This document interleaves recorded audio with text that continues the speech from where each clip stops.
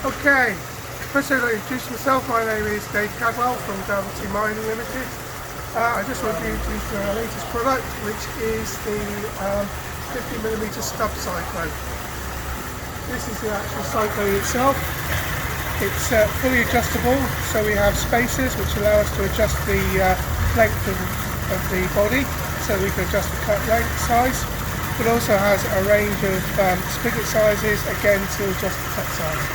This one is running and configured to cut at around about 75 microns, and it's currently running in our own test rig at 2 bar with a slurry of silica flour at around about 20% by mass. This is the silica flour that's currently in the slurry, and we will be just about to add some chromite to bring it up to exactly 20% by mass. What's the estimated grain size of this chromite, Dave? That's around about 75 microns. And of this material? This material is a range material. It goes up to about 80 microns. So it's very fine material. Okay, you can see currently the cyclone is running just with the silica flour.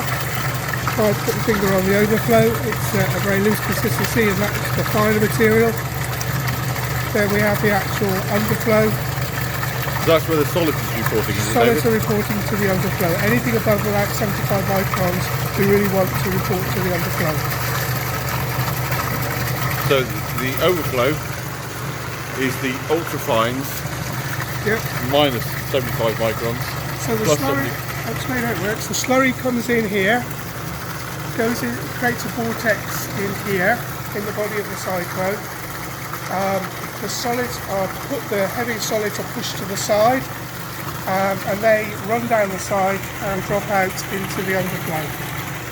A vortex is created inside the cyclone, which takes the lighter material, fine material, and the majority of the water through the overflow, and that ends up coming out here.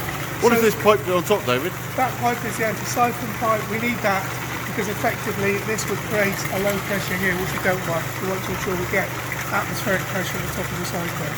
Understood. Okay, you can see we've got the pressure gauge here, and that shows that the system is running at 2 bar. Slightly under 2 bar there, Dave. I'm just going to adjust that so that we get it to the right pressure.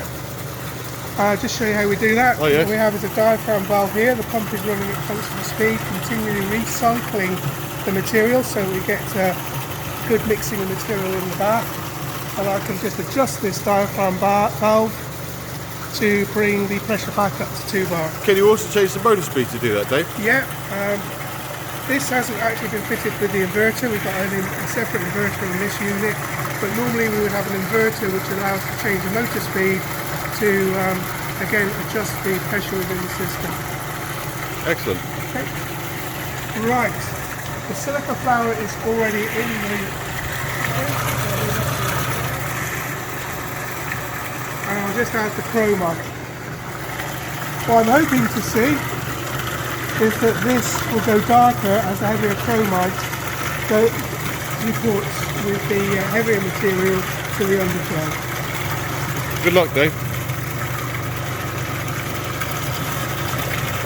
Well, what's the ratio then of chromite you're putting in? This creates a slurry which is by mass, 25% chromite. Dave, that's clearly worked very well indeed. You can see that's clearly very dark. There we go, you can see the chromite reporting That's incredible, David. To the underflow, and yet the overflow That's still just getting the absolutely silica. amazing, David. Well done.